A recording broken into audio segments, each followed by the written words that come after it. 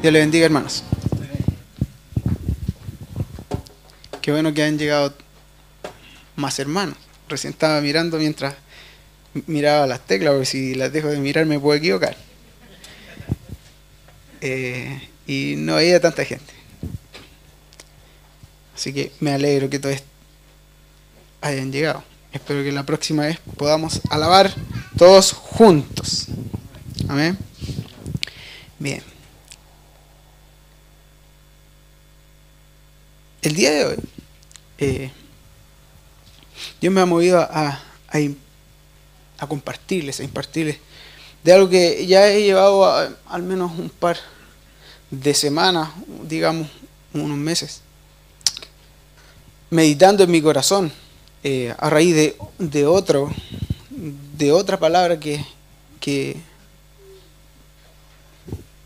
nos ha sido exhortada en este tiempo. Y la verdad que no ha sido tan fácil como otras veces, ¿no es cierto? Espero nunca acostumbrarme quizá a hablar, acostumbrarme en el sentido de estar confiado y relajado de que puedo hacerlo en mis fuerzas, sino que dependa siempre de Dios. Él ama la verdad en lo íntimo, y Él sabe que a veces una de las cosas que yo siempre digo es que no me quiero acostumbrar a estar seguro del conocimiento que puedo tener de la palabra de Dios para poder hablar de ella desde acá, sino tener un temor reverente para poder dirigirme a mis hermanos, a mi familia, y desde esa base, ¿no es cierto?, poder exhortar, no subirme, ¿no es cierto?, y tirar palos. Que no sea esa mi intención, sino que exhortar en amor, ¿no es cierto?, en reverencia y en responsabilidad, primero para con Dios y también para con ustedes, mis hermanos. El Salmo 33:5 declara que Él ama la justicia. Y en la mañana hemos estado hablando, ¿no es cierto?, y yo no tenía idea que el pastor iba a empezar a hablar de la integridad. Y, ¿no es cierto?, como dijo en la mañana, el día de hoy vamos a hablar de la gemela, de la hermana gemela. Vamos a hablar de la justicia el día de hoy. Y muchas cosas que quizás el pastor habló en la mañana en el discipulado, son importantes que las puedan complementar o lo que yo les voy a declarar el día de hoy lo puedan complementar con lo que ha dicho el pastor y con lo que va a seguir enseñando. Es vital. Si bien no voy a tocar los mismos versículos, ¿no es cierto?, es importante que entendamos que van de la mano, que una es muy similar a la otra. Bien, y tienen beneficios como tal. ¿Ya? Estamos viviendo tiempos críticos y es una verdad, todos lo sabemos, lo hemos repetido muchas veces. Y es verdad también que Cristo viene pronto. ¿Amén? Amén. Bien, pero pronto no es mañana. Y me miraron al tiro. Pronto no es mañana. Nos estamos esperando que venga y nos lleve, que nos rapte a manera de escapismo. No sé si me entienden lo que les quiero decir. No es esa idea cinematográfica de que se va a acabar el mundo y una nave nos va a salvar. La nube sería la nave en este caso, ¿no es cierto?, donde Dios nos va a levantar. No es esa la idea que debemos tener. Es por eso que yo les digo, Cristo viene pronto, sí viene pronto. Pero pronto no es mañana. Algunos quizás se relajan. Ya menos mal, tengo más tiempo para arreglar las cosas. Para hacer un par de cosas bien. Ahora sí que lo hago. Si fuese mañana, quizás muchos nos quedaríamos. Me incluyo en ello. Porque hay componentes vitales que son necesarios para que nosotros podamos entrar a la presencia de Dios y podamos irnos con Él.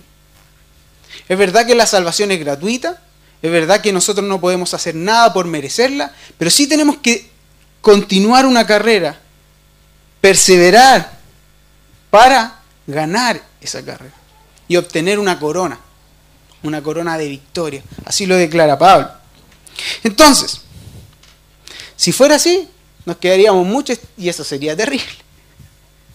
Habría muchos que fueron llamados y en verdad muy pocos serían los escogidos.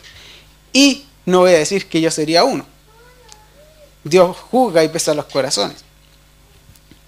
La palabra declara que Él viene a buscar a su novia, pero a una novia que está ataviada, a una novia que está sin mancha, a una novia que se le ha concedido que se vista de lino fino, se le ha concedido que se vista de lino fino. Eso no quiere decir que la novia está vestida de lino fino. ¿Amén? Dios viene a buscar a su novia, a un cuerpo corporativo, al Hijo corporativo, al cuerpo de Cristo donde Él viene a reposar su cabeza. Pero este cuerpo corporativo tiene que tener una común fe, tiene que operar en el principio del uno, como un solo hombre. Y eso es algo que aún no vemos en la iglesia. Por eso que yo les digo, viene pronto, Cristo viene pronto, pero no viene mañana. Porque la iglesia no es una hoy en día. Y no hablo de nosotros, hablo de la iglesia global de Dios. El mundo, la iglesia en el mundo no es una. Tenemos divisiones, tenemos pleitos, tenemos contiendas. Que la verdad es muy difícil que nos fuésemos si Dios viniera hoy, incluso mañana. Hay muchas cosas que arreglar. Hay muchas cosas de las cuales debemos ataviarnos. Hay muchas cosas de las cuales debemos limpiarnos. Por eso es necesario que este tiempo lo veamos como un tiempo crítico. Cristo viene pronto, y lo repito nuevamente. Quizás no es mañana, pero no podemos vivir pensando que mañana no, mañana no. Debemos tener en mente la idea de que estamos en un tiempo crítico. Estamos siendo ataviados, porque mientras la palabra de Dios es revelada, nos está ataviando, nos está limpiando, y cuando Él venga, si no nos encuentra preparados, ahí sí será el crujir de dientes y el lloro, y no habrá vuelta atrás. Yo no sé cuándo uno de ustedes o yo mismo puedo partir de este mundo. Puedo partir quizás en un rato más, y ahí va a acabar mi vida. ¿Qué alcancé a hacer? ¿Qué alcancé a ataviarme? ¿Cuán responsable soy de la palabra y de la revelación que Dios me dio? ¿Y cómo la implementé en mi vida? Es importante que tengamos esto en cuenta. Esto no quiere decir que nos relajemos. Debemos ser diligentes en estar preparados para nuestro Rey. Debemos, como el pastor Julio decía la semana pasada, procurar presentarnos aprobados, usando bien la palabra de verdad, sin tener nada que nos avergüence. Amén. Este último tiempo, esta palabra, la verdad que me ha remecido un poco, ha movido mi sustento, mi suelo. Y como nunca, creo que he tenido más presión que nunca antes en mi vida. En lo íntimo, en lo personal, quizás incluso no diciéndole nada a mi esposa o a mis padres. A lo mejor mis padres también se daban cuenta, ¿no es cierto? Fernanda también. Pero estaba callado, sin decir completamente lo que pasaba en mi vida. Y ha sido un tiempo de presión, de soportar un peso, ¿no es cierto? No para mal, no sienta pena. Un peso, ¿no es cierto? Que he entendido y Dios me ha llevado a ver que a través de esas presiones, de esas pruebas, Dios está testeando mi vida. Dios está evaluando mi vida. Dios está probándome a ver si es que puedo o estoy capacitado para pasar a un siguiente nivel, a una mayor profundidad, a una mayor quizás responsabilidad. No lo sé. Eso solamente Él lo determina. Pero entiendo que Dios no va a dar nada, ni me va a dar nada a mí, si no puedo ser aprobado en las pruebas que mi nivel requiere, que mi nivel amerita. Cada cual en su nivel, algunos más profundos, algunos recién comenzando, quizás otros muy avanzados por la experiencia que tienen en su vida. Pero no podemos pasar a un nivel más profundo si no somos probados, si no somos evaluados, si no somos testeados por Dios. Y a eso nosotros no le llamamos tentación, a eso no le llamamos proceso, que es distinto, eso es prueba. La prueba y la verificación de que la impartición que te ha sido entregada, tú la estés aplicando y la estés llevando al hecho. Que el mensaje se haya vuelto vida en ti y en mí. Eso es prueba. Proceso es otra cosa. Proceso es cuando estamos reconfigurando todo nuestro ser. Desde cero. Estamos restituyendo todas las cosas que hemos construido mal. Pero cuando vamos construyendo, a medida que vamos construyendo lo que tenemos construido en base a la palabra, debe ser probado para ver si va a soportar y si se puede seguir construyendo sobre él. Entonces eso es vital. Dios no va a entregar ni sus misterios ni responsabilidades a personas no aprobadas por Él, que no se conduzcan bajo su agrado, bajo su voluntad y que estén rendidas a Él. Y esto me ha remecido, porque a veces uno piensa que quizás puede ser o estar preparado para algo, incluso para un servicio lo más primario posible. Yo estoy preparado para ser padre nuevamente, ¿no es cierto? Ya tengo a la Josefa, entonces ya estoy listo. No. ¿Quién dijo que eso es así? Debo evaluar y examinar yo mismo primero mi vida, someterla a presión, someterla a la palabra para poder ver si es que estoy cumpliendo con las expectativas que Dios tiene de mí. El Padre ha creado un diseño en el cual todo opera y funciona de forma correcta. Es una máquina excelente. Permiso. Es cosa de ver el cuerpo humano. Opera de una forma excelente.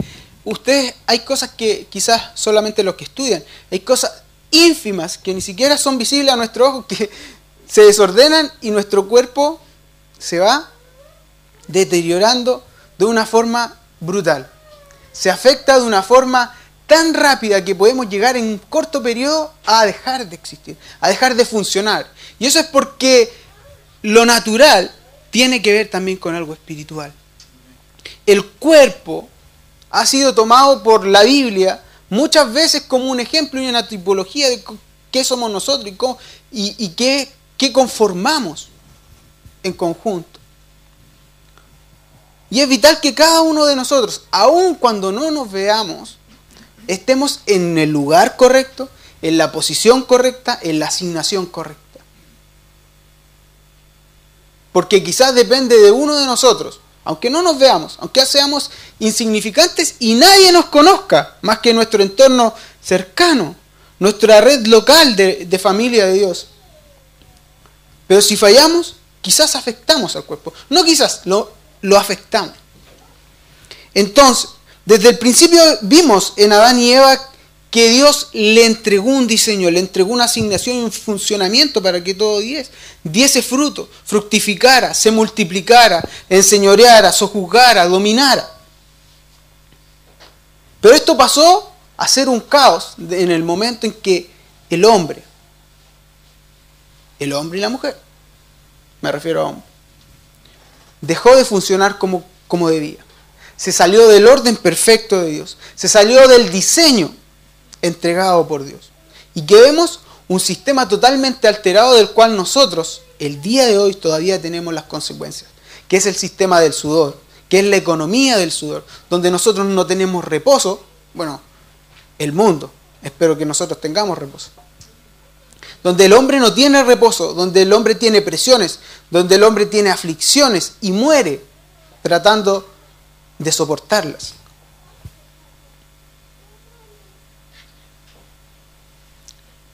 En Génesis 1, 28, vemos que el diseño de Dios para nosotros era gobernar, ¿no es cierto? Dominar, ejercer reinado sobre todo la creación de Dios. Pero perdimos este derecho al salirnos, nosotros juntamente con Adán, de ese orden exacto y perfecto de Dios.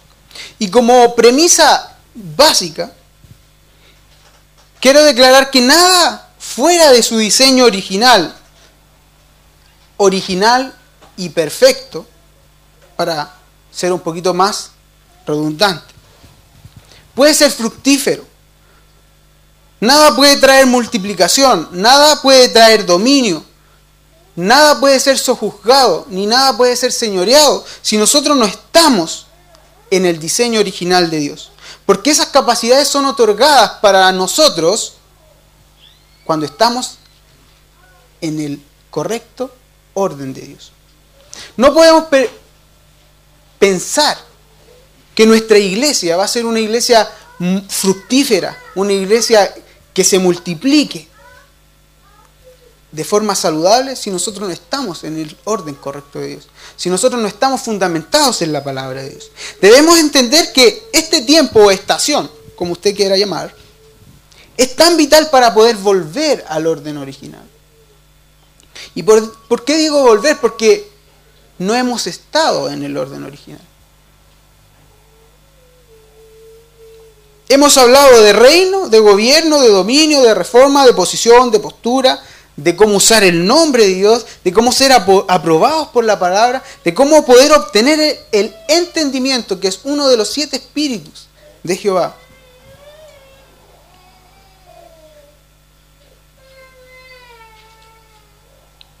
Y todas estas cosas son vitales captarlas, entenderlas, comprenderlas, como, ¿no es cierto?, nos exhortaba nuestro pastor Julito la semana pasada. Pero necesitamos comprenderlas no con el intelecto, porque no es el entendimiento intelectual el que nosotros necesitamos, no es información la que nosotros necesitamos. Lo que nosotros necesitamos es impartición de parte de Dios a nuestra vida. Necesitamos entenderlo con el Espíritu. Estamos llamados a gobernar y eso lo sabemos. Somos hijos de Dios, nos ha sido entregada la potestad de ser llamados hijos de Dios. Estamos claros con eso. Pero para poder ejercer este dominio, necesitamos tener en cuenta un par de cosas. 1 Corintios 6:9.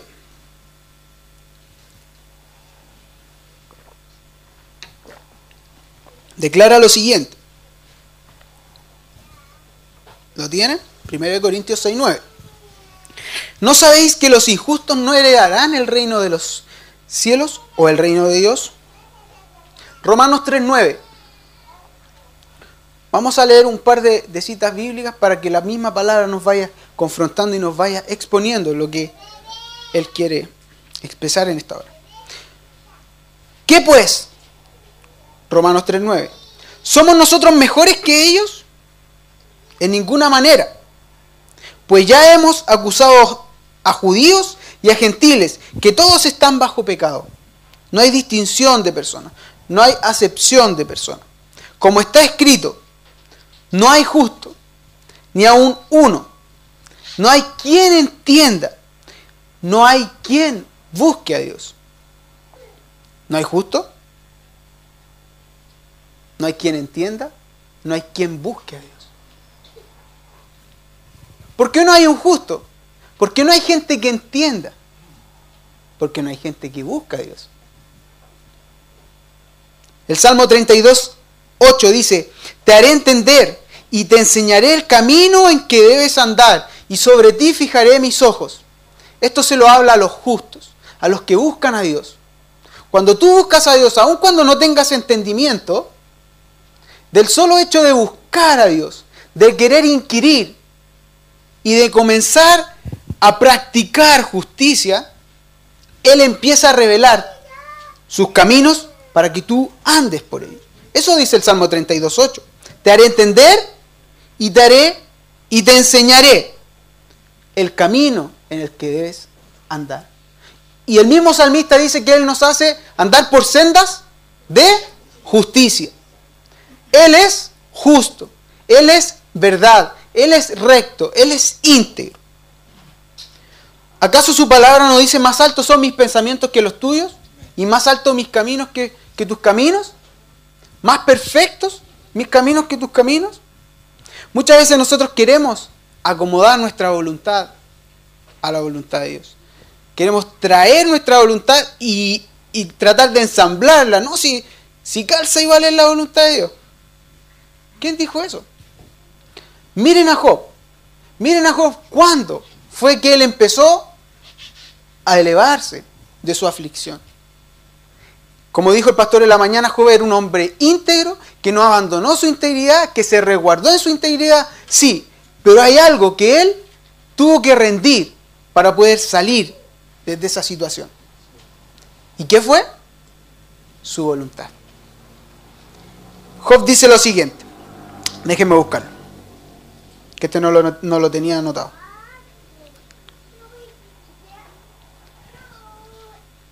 Job 34:9.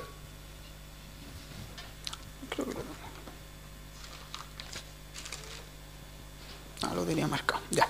Job 34:9 dice: ¿por qué ha dicho, de nada servirá al hombre el conformar su voluntad a Dios?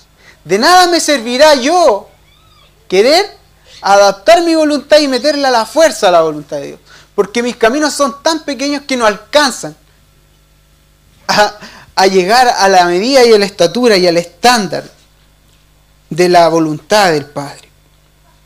Esto es vital, esto es necesario para poder comenzar a poseer y a dominar como lo hemos visto.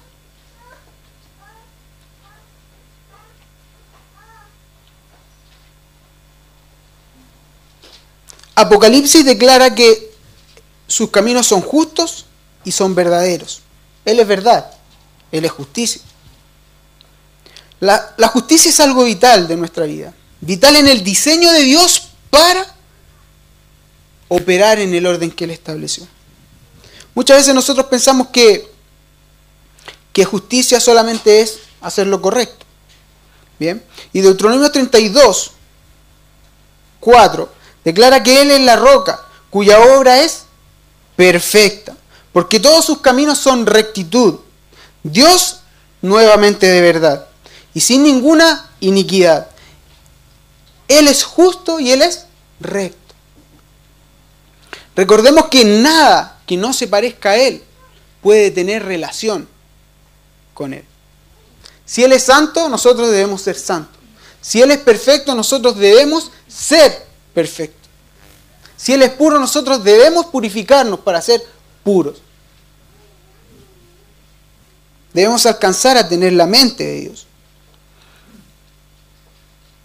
Apocalipsis 22:11, ¿no es cierto? Y voy a hablar de la justicia no desde la perspectiva de la doctrina de la justificación, para que no se arme quizás una confusión. No es que estoy hablando de la doctrina de la justificación, estoy hablando de la práctica de la justicia, en el ejercicio mismo del entendimiento de la palabra, de sus principios, de sus preceptos, para que nosotros podamos gobernar y traer el diseño del cielo para poder operar en este lugar, que es totalmente distinto. Apocalipsis 22:11 dice: el justo practique aún la justicia, y el limpio límpiese más. Si es que fuésemos justos solamente por gracia, ¿no es cierto?, que es la justificación por gracia, ¿para qué tendríamos que seguir practicando justicia?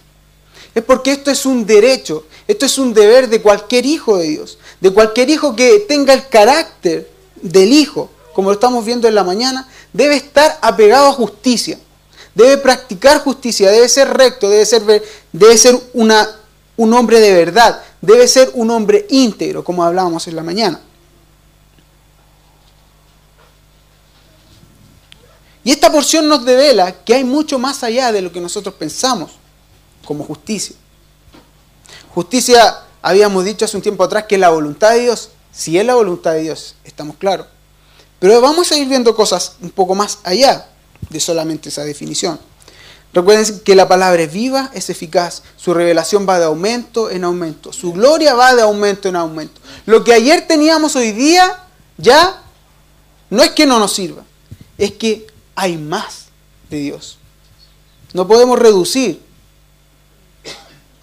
una palabra a que está cerrada si es que Dios la quiere abrir y la quiere revelar de una forma más profunda aún. La palabra justicia viene de una palabra que es tzadik, que tiene que ver con... Esa palabra es hebrea, ¿ya? Tzadik, hebreo. Que viene... De ahí viene el nombre Sadoc, ¿ya? Uno de los sacerdotes. Que tiene que ver con estar. Miren, los que estuvieron en la mañana y los que no estuvieron, por favor, en YouTube durante la semana, revisen de nuevo la predicación. Miren, ¿por qué va de la mano? ¿Por qué es la hermana gemela? La justicia de la integridad. Sadik significa, y tiene que ver con, estar bajo el estándar. Estar bajo parámetros. Tiene que ver con rigurosidad. Algo limpio, algo claro, algo justo, algo lleno, completo. ¿Acaso no era eso integridad? La palabra integridad, que el pastor nos hablaba en la mañana, también se ocupa en otros pasajes del Antiguo Testamento y también hace referencia a cuando tú presentas un altar que no tenga defecto, que esté completo, que no le falte nada, que no tenga manchas. Vaya haciendo usted las uniones. No tenemos tanto tiempo para eso. Y también se ocupa una palabra griega que es dikaios, que tiene que ver, mire, inocente. ¿Acaso eso no, también no tenía, la integridad no era inocencia? Puro. ¿Acaso no era puro? Santo, conocido, correcto, completo. Entonces hablamos de justicia, o podemos hablar de justicia, que algo es justo, que algo no es justo, cuando nosotros tenemos un parámetro para poder comparar la justicia. No puedo decir que yo soy justo si no tengo un parámetro para decir si soy o no soy justo.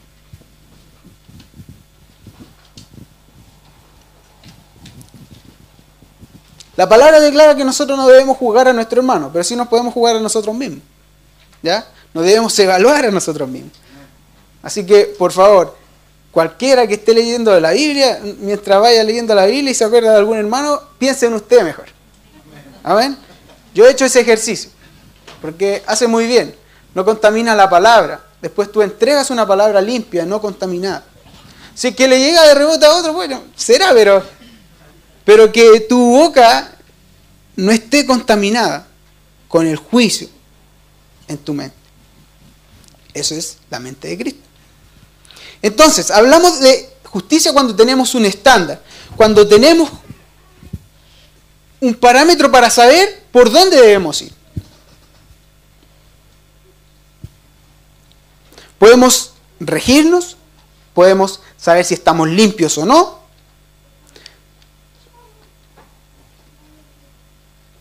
Podemos dedicarnos y podemos practicar y tener una correlación de nuestra actitud según el estándar de justicia. Si fuesen destruidos los fundamentos, dice el Salmo 11:3, ¿qué ha de hacer el justo?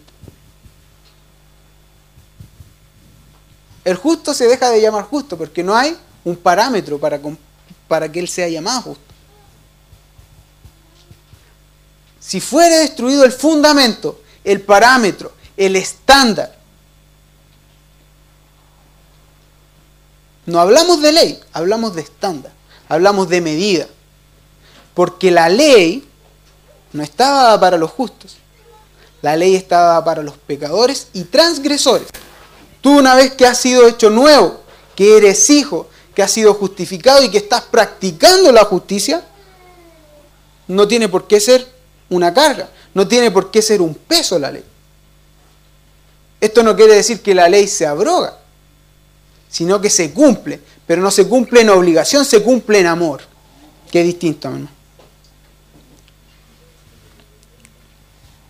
tengo una idea muy personal, más que una idea, una apreciación muy personal del tiempo que está viviendo la iglesia.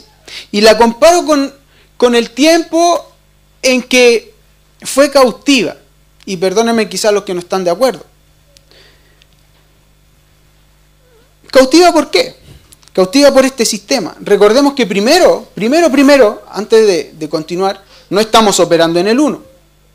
Tenemos que trabajar en el uno. Cuando nuestro fundamento es Jesucristo, no debe haber impedimento para ser uno. O no debiese ser impedimento. Pero vemos que la realidad no es que somos uno. Quizás nosotros podemos estar avanzando en la unidad como cuerpo. Nos conocemos, nos queremos, tenemos lazos, nos vemos la semana, jugamos a la pelota, compartimos, comemos, etc. Pasamos los tiempos malos. Bueno, incluso yo diría, quizás no es tanto mérito que nos amemos los uno al otro, porque es como amar a mi hermano, ¿no es cierto? Nos vemos todos los días, tenemos una relación. Pero ¿qué con otros hermanos? ¿Qué con otras iglesias? ¿Qué con otros hijos de nuestro mismo Padre? Entonces, desde esa premisa, tengo la impresión que nosotros estamos en un tiempo de cautividad. Y les voy a decir por qué. Porque estamos cautivos de este sistema, porque es cosa de ver cómo opera la institucionalidad de la iglesia y no el cuerpo corporativo de Dios en la tierra. ¿Cómo nos alejamos sutilmente, año tras año, década tras década, de parámetros tan esenciales, de fundamentos tan vitales, que hemos llegado a ser tan distinta una denominación con otra? Tan distinto que ha causado división, dogmas humanos que han dividido el cuerpo de Cristo, que han mutilado el cuerpo de Cristo, cuando la palabra de Dios nunca ha declarado algo por el estilo. Eso es cautividad, eso es esclavitud.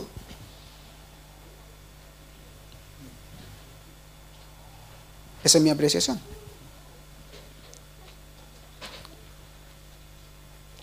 Y al ser cautivos, no hemos buscado a Dios, nos hemos olvidado de su ley. Y recuerden que el pastor decía en la mañana, cuando una persona deja la integridad, y es lo mismo con la justicia, por eso son hermanas gemelas, los efectos vienen, para bien o para mal, sobre tus hijos, sobre la descendencia, sobre la extensión de tu linaje. Y lo que tenemos ahora, que fue en un principio, el intento honesto y puro de poder abrir la palabra de Dios y de poder expresar una verdad, en el tiempo se diluyó en esto, que fue alejarnos del fundamento preciso de la palabra de Dios. Si eso no hubiese sido así, no hubiese habido tanta división de la iglesia. Quizás somos la iglesia más grande, la iglesia protestante, incluso más grande, somos más fervorosos, somos incluso más activistas que cualquier otro tipo de iglesia. Pero estamos totalmente divididos. Y un reino dividido contra sí mismo no prevalece mucho. Entonces no tenemos cómo operar en el uno. No tenemos cómo operar en poder. Es porque hemos perdido integridad, hemos perdido justicia en nuestra vida. Y esto es a causa de transgredir principios, leyes, que en el tiempo se fue extrapolando y se fue enfriando a no buscar a Dios. Y el no buscar a Dios, como dijimos antes, ¿qué es lo que causa? Falta de entendimiento. Y la falta de entendimiento, ¿qué es lo que causa? Personas injustas. No hay justos. No hay entendimiento. Y no hay quien busque a Dios. Entonces, ¿queremos entendimiento? Yo creo que todos quisiéramos entendimiento. Pero de todos los que queremos entendimiento, ¿cuántos estamos buscando a Dios? No podemos pretender, con solo escuchar predicaciones, tener entendimiento. No es solo venir a este lugar a escuchar, o a sentarse, o a cantar, a ofrendar, cumplir con los diezmos y las ofrendas, las primicias. con amar a tu hermano. Tienes que buscar a Dios. Es la única forma de poder adquirir conocimiento. Él te enseñará y Él te hará entender.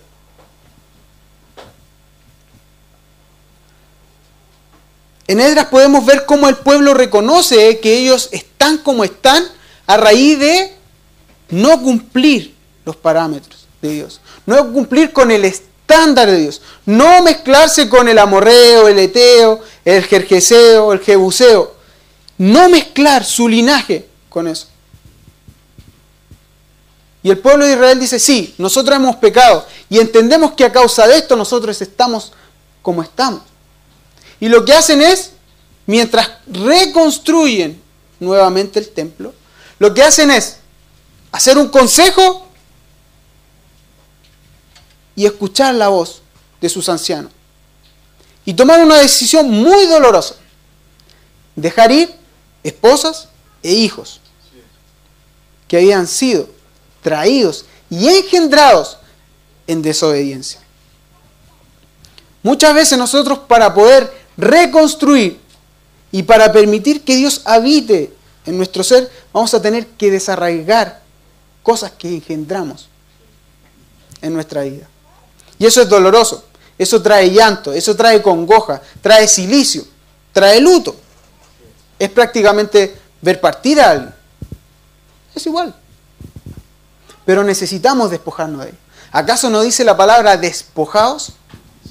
¿Acaso no dice la palabra que el que no deja padre, madre, hijos?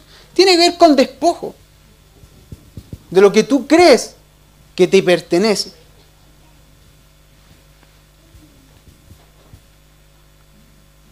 A raíz de esta cautividad, el fundamento fue, el templo y la casa de Dios fue destruida. Y más aún los cimientos, muchos fueron rotos, muchos fueron trizados, muchos quedaron endebles. ¿Y qué es lo que hubo que hacer? Volver a reedificar los fundamentos. Volver a echar el fundamento.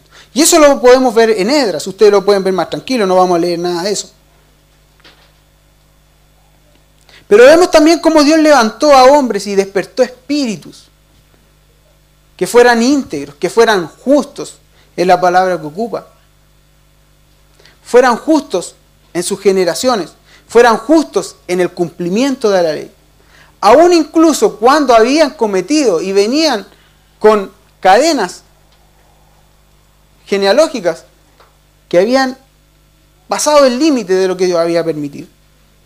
Pero fueron llamados, fueron vistos justos en sus actos, en sus hechos, pero también fueron corregidos, también fueron instruidos.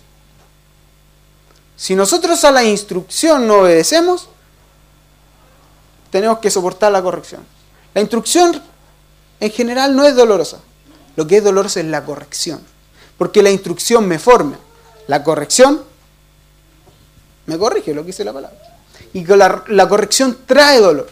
La corrección trae fuerza. La corrección muchas veces me trata de enderezar de formas que no nos gustan.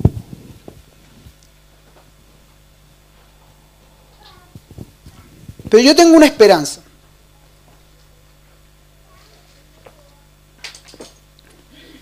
Y es que la palabra de Dios declara que va a ser restaurado el tabernáculo de David. Porque este templo fue restaurado, pero fue destruido nuevamente.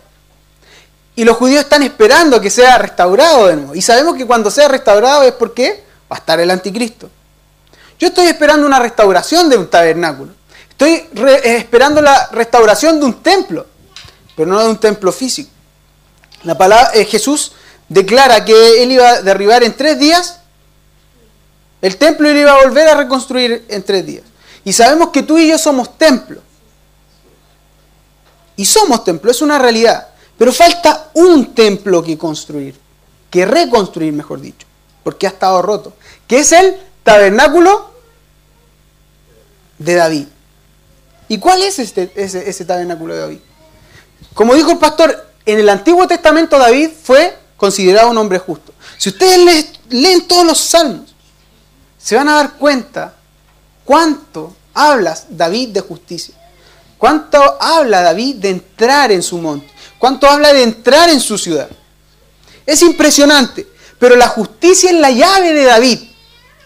Esa es la llave de David. Esa es la llave que abre la puerta para poder entrar en Sión. Esa es la llave de David que te da el acceso a la presencia de Dios.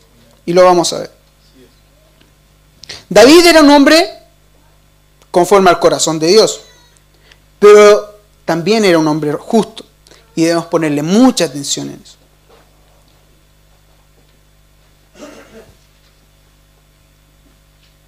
Aunque pecó, fue considerado justo. Debemos tener entendimiento porque la casa de Dios tiene muchas configuraciones. El reino de Dios tiene muchas configuraciones. Y las configuraciones nosotros no las podemos destrabar, no las podemos obtener si es que no tenemos justicia. Porque la justicia es lo que nos permite y nos da libre acceso para entrar en aquellas configuraciones. Incluso, si vamos recordando algunos de los principios que tenemos, es a lo que nos trae el espíritu de Elías. Miren lo que dice Lucas 1:17.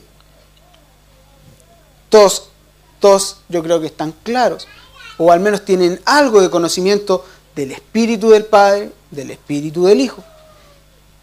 ¿No? Hemos sido muy impartidos por eso. ¿Qué dice? Dice, e irá delante de él con el espíritu y el poder de Elías. Está hablando de Juan el Bautista. Para hacer volver los corazones de los padres a los hijos y de los rebeldes a la prudencia de los justos, para preparar al Señor un pueblo bien dispuesto. Miren, y hará volver, y hará y convertirá, que es la palabra, el corazón de los padres a los hijos, a la prudencia de los justos. Eso es lo que trae el espíritu del Padre. Trae a corrección un hijo para que tenga un carácter que sea semejante al carácter del Padre, pero ¿para qué? Para que tenga prudencia y justicia, como lo es Dios, justo, recto, verdadero en todos sus caminos. No hay tanta ciencia en aquello. Esto no tiene que ver con la doctrina, ya lo dije. Tiene que ver con mi práctica diaria. Tiene que ver con cómo me comporto, con cómo yo reacciono frente al medio que me rodea. Estos últimos meses, cuando yo he estado... Mire, hermano, me ha tocado todas las presiones posibles que se puedan imaginar. Todas. Algunas obviamente he salido reprobado, ¿ya? Pero me han tocado todas. Mis pacientes, en mi casa, con mi hija, con el auto, con el trabajo, con todo lo que se quieran. Algunas he salido aprobado, pero otras he tenido que pedir fecha para hacerla de nuevo. ¿No es cierto? Un repechaje. Pero la justicia de Dios debe ser algo práctico en nuestra vida, algo tangible, algo visible. Si no, no podemos tener acceso a su justicia, no podemos tener acceso a su presencia. Él quiere vernos practicar justicia. El que es justo, continúe practicando justicia, aumente su justicia. Isaías 26:7 dice, el camino del justo es rectitud. Tú, que eres recto, pesas el camino del justo.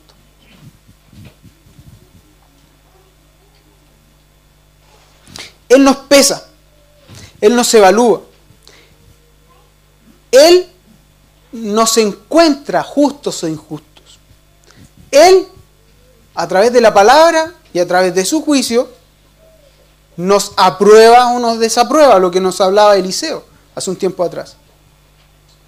Él nos pesa. ¿Bajo qué? Bajo su diseño, bajo su esencia, bajo lo que Él es, justicia, verdad, rectitud. El camino del justo es rectitud. Tú que eres recto, pesas el camino del justo.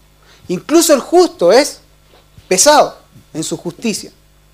Porque el que crea estar firme, mire que no caiga. El que es justo, siga siendo justo y practique aún más la justicia. El que sea limpio, siga limpiándose más. Jehová está en su santo templo, Salmo 11:5. Jehová tiene en el cielo su trono, sus ojos ven, sus párpados examinan a los hijos de los hombres. Jehová prueba al justo, pero al malo y al que ama la violencia, su alma lo aborrece. Así que consideraos y estad en sumo gozo cuando os halléis en diversas aflicciones. Porque Dios te está viendo como justo. Te está probando a ver si es que eres justo. Y Dios, al que ama, es porque lo identifica como hijo. Así que no te preocupes si estás en aflicción. Preocúpate si estás muy relajado y muy contento, muy feliz. Algo hay que no está ocurriendo. Porque hay reinos, mientras estemos insertos en este mundo corrupto, no dejaremos de tener aflicción ni presión, porque hay alguien que anda buscando a quién devorar. Es imposible, pero nosotros resistimos, no desconocemos las maquinaciones del enemigo. Él es nuestro escudo, Él es nuestra fortaleza, sí, pero hay una condición para Él: la justicia de Dios. La justicia de Dios. No podemos invocar protección, no podemos invocar su favor si no estamos sobre la base de la justicia. Eso es vital para cualquier hijo de Dios. Eso es vital. Los hacedores de la ley, Romanos 2:13 dice, serán justificados, porque no son los oidores de la ley los justos ante Dios, sino los hacedores de la ley, los que practican justicia. Y esto mismo dice Primera de Reyes 8:32, que Él justificará al justo. Si nos conducimos en justicia, Él nos probará y nos justificará.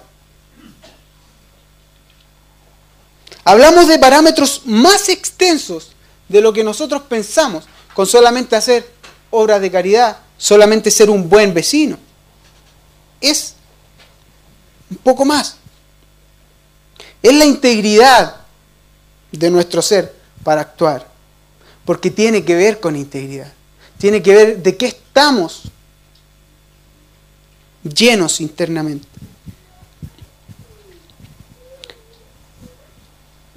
La ley no es dada para los justos, como les decía anteriormente. Eso sale en 1 Timoteo 1:8-9. Sabemos también que la justicia es por fe, y la fe viene por el oír la palabra de Dios. El justo por fe vivirá. Y vemos en Lucas 18:9 la historia del fariseo y publicano. El fariseo que se creía justo, que se evaluaba a él como justo, ante un publicano que estaba al lado, ¿cierto? Humillado, contrito, en silencio, no haciendo alarde de nada. Y vemos cómo en esta historia, no la vamos a leer, yo creo que todos la sabemos, si no la buscan en la casa. Y vemos cómo la palabra dice que el publicano, supuesto ladrón, ¿no es cierto?, el inmoral, bajó de ese lugar justificado por la condición y la integridad de su corazón, por el presentarse de forma honesta, sincera, completa, sin guardar nada delante de Dios. Eso es justicia también. Eso es integridad. Reconocer. Recuerden que Dios no rechaza a un espíritu que está contrito y humillado. Para estar contrito y humillado tú tienes que operar en integridad, necesariamente, porque no puedes guardar nada. Eso es estar contrito y estar humillado. No retener absolutamente nada de lo que hay en tu corazón, de lo que sabes que has hecho mal y por lo cual te estás rindiendo delante de Dios. Mateo 6, como lo leímos con el pastor, guárdate de hacer tu justicia, no es tu voluntad, es la de Dios. Son los parámetros de Dios, son esos caminos más altos de Dios, los que debemos andar. Los pensamientos del justo son rectitud. Anótenlo, Proverbios 12:5.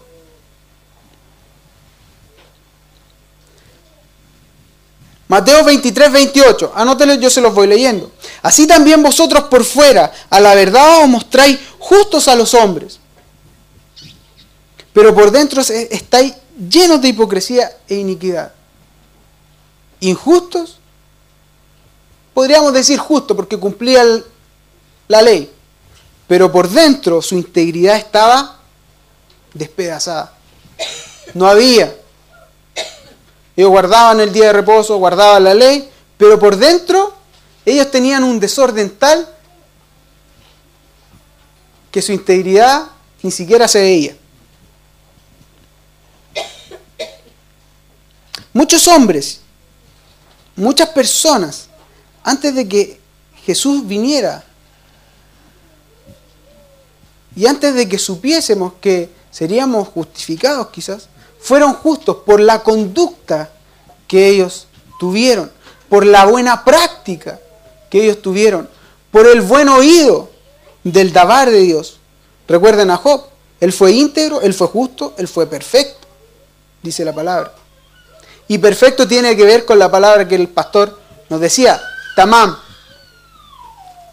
o tom, tamim y tom, perdón, que tiene que ver con completo, que tiene que ver con íntegro, con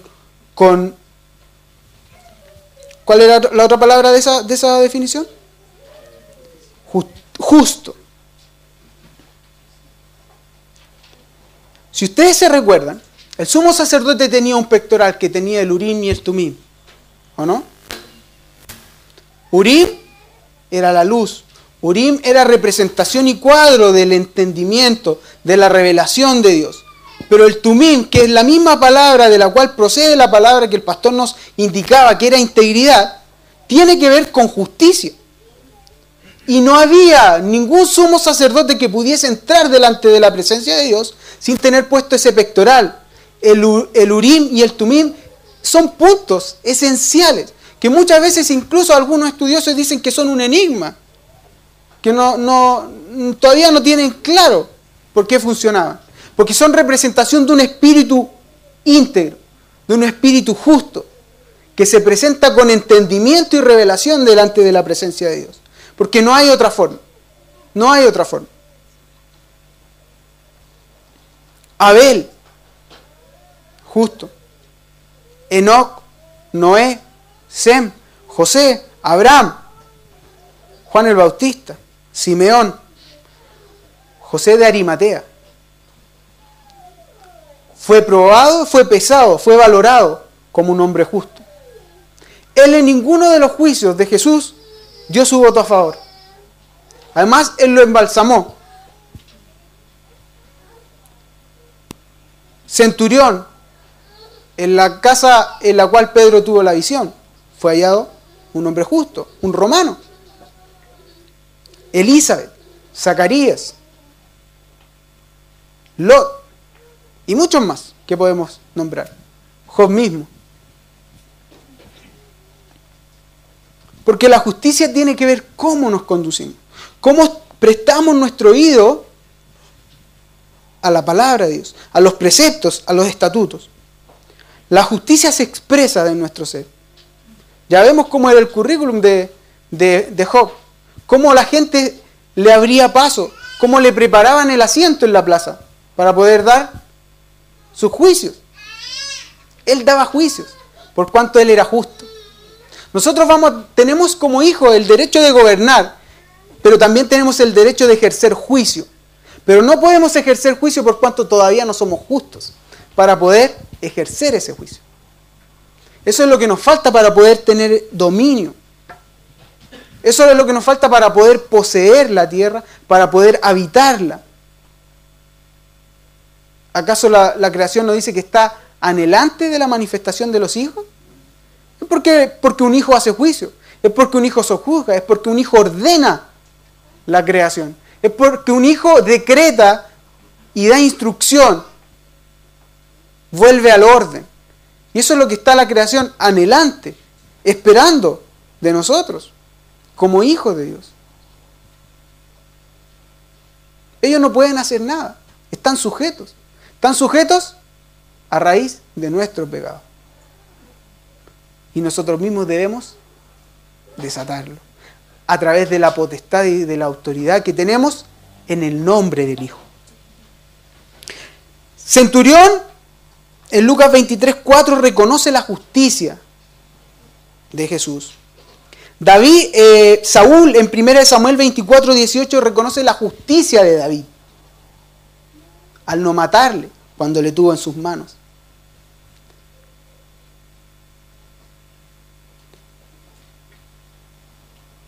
El justo posee. Salmos 37, 29, 31.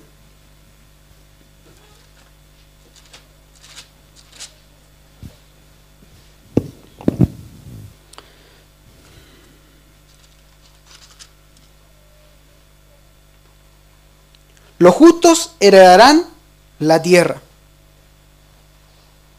y vivirán para siempre sobre ella. Proverbios declara lo siguiente: el recto habitará la tierra, mas el justo permanecerá en ella. Nosotros, mientras nos conducimos en rectitud, vamos a habitar un lugar, pero no vamos a poder poseer hasta que nos convirtamos en justos. Esa es la diferencia entre morar y habitar. Es que yo estoy y es que yo poseo. Es que yo uso algo o que yo soy dueño de algo. Es distinto.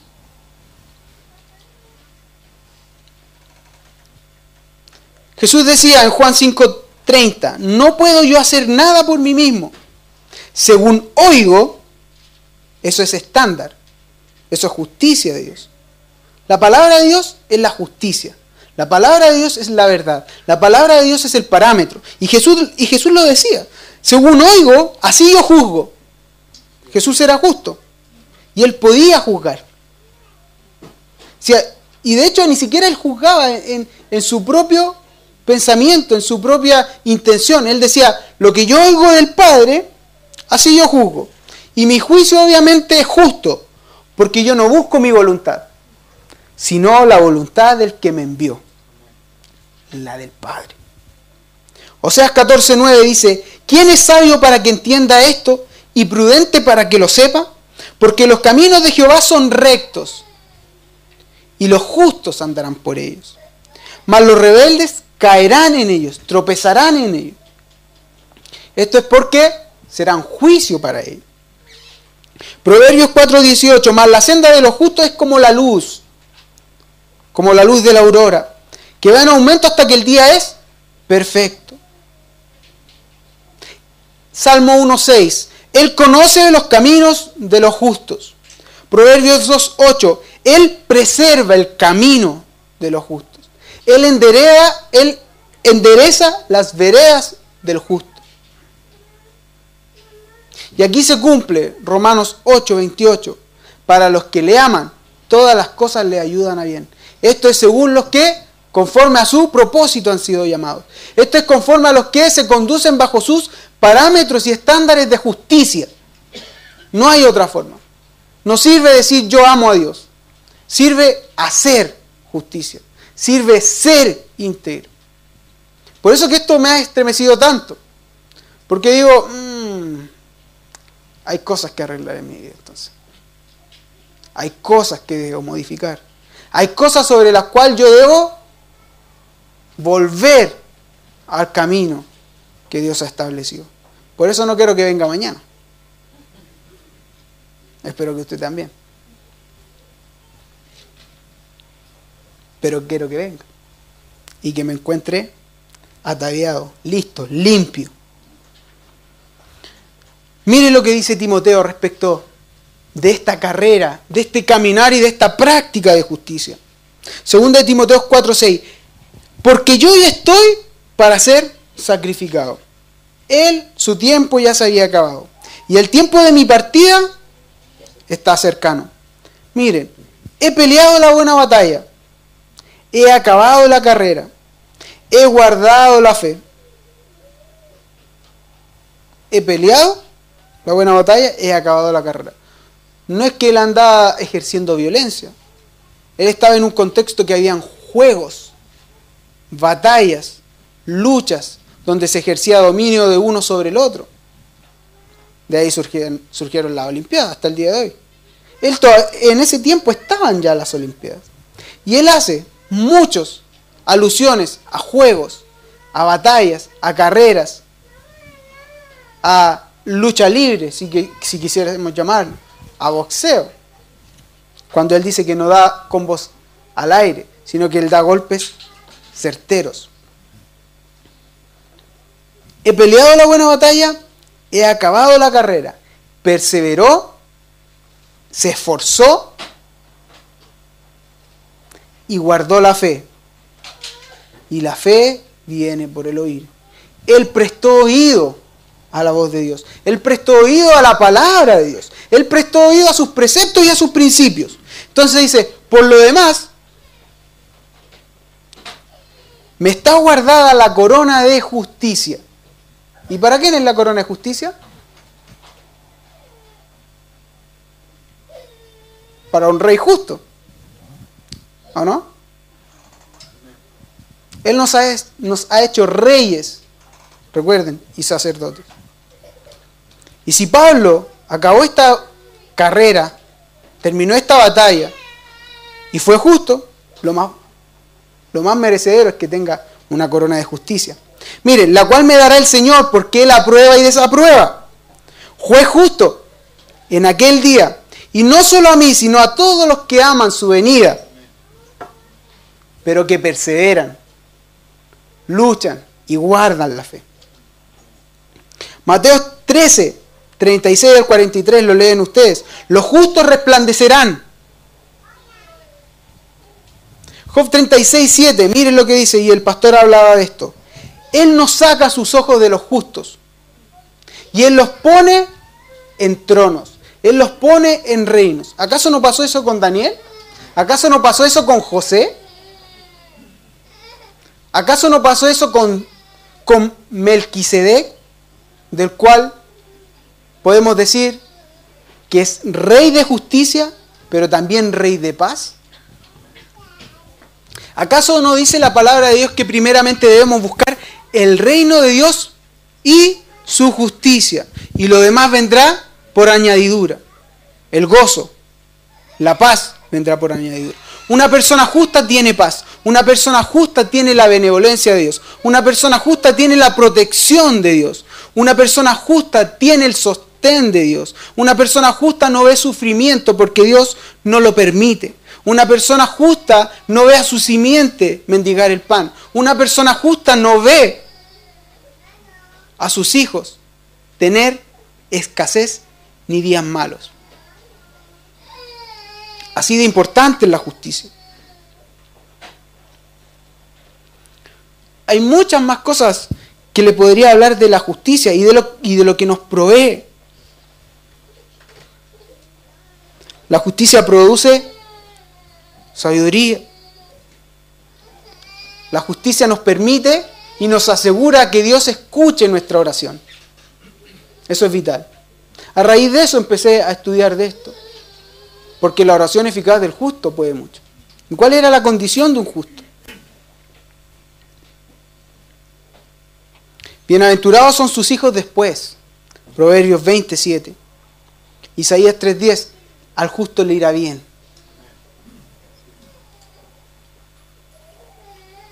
Primera de Pedro 3:12. Está atento a la petición del justo. Y Proverbios 29:2.